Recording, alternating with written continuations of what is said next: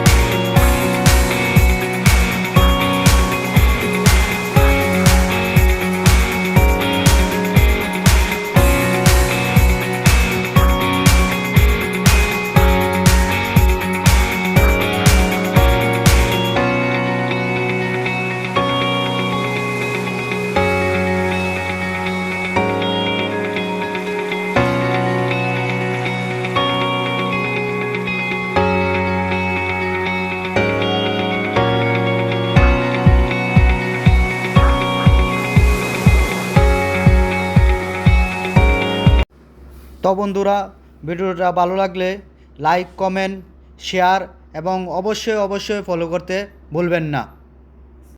তো আজকে এখানেই শেষ। সবাই ভালো থাকবেন। আল্লাহ হাফেজ।